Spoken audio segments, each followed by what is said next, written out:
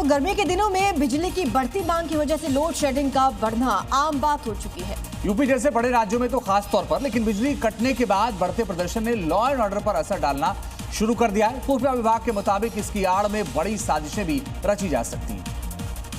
ये तस्वीरें लखनऊ, मेरठ, कानपुर और हापुड़ की ही नहीं है, बल्कि इन दिनों पूरे उत्तर प्रदेश में यही हाल है। पावर कट से लोग परेशान हैं, समस्या जायज है।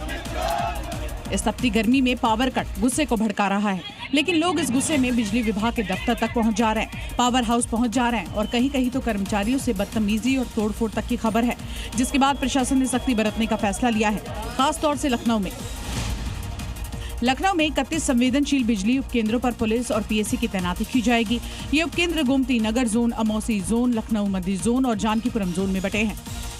और बड़ी खबर आपको बताते हैं, अमेरिकन मीडिया के हवाले से बड़ी खबर है, ईरान यूरेनियम देने को तैयार हो गया। ये जानकारी फिलहाल आ रही है। दावा ये है कि ईरान ने कहा है कि वो यूरेनियम एनरिचमेंट नहीं करेगा।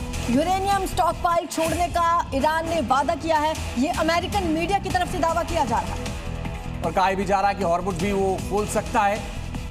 जो दावा अमेरिकी मीडिया की तरफ से किया जा रहा है, क्या उस पर ईरान तैयार है, ये अपने आप में बड़ा सवाल है, क्योंकि इन सारे शर्तों पर ईरान कहता रहा है कि वो बिल्कुल तैयार नहीं है। लेकिन क्या बात बन गई है, ये आने वाले वक्त में पता चलेगा। संभल के सिरसी में बुलडोजर एक्शन लिया गया है। दरअसल यहाँ अवैध मजार बना दी गई है, जिस पर बुलडोजर चलाया गया। सरकारी झील की जमीन पर यह मजार बनाई गई थी। 200 बीघा जमीन बताई जा रही है, जिस पर मुस्लिमों का कब्जा था। कब्जेदारों को बेदखल करने का आदेश दिया गया था। जिस वक्त ये कार्रवाई हुई, उस वक्त मौके पर भारी पुलिस बल तैनात रहा। प्रशासन ने करीब 200 बीघा झील के लिए आवंटित सरकारी जमीन को कब्जा मुक्त कराया। बताया जा रहा है 200 बीघा जमीन में से 80 बीघा जमीन पर अवैध कब्जा किया गया था, जिसे ध्वस्त कर दिया गया। अधिकारियों ने बताया कि कार्रवाई करने से पहले कई बार नोटिस भी भेजा गया था।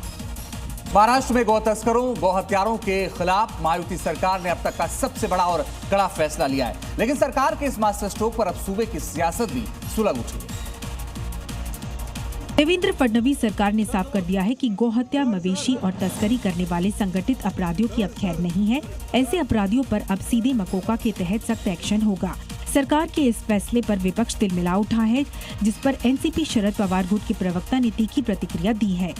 बीजेपी जब तक मुसलमानों का नाम, जब तक पाकिस्तान का नाम, जब तक शरीयत का नाम नहीं लेगी, तब तक वो पार्टी जिंदा नहीं रह सकती है। और हर एक चीज़ उनको कुर्बानी के मौके पर ही याद आती है।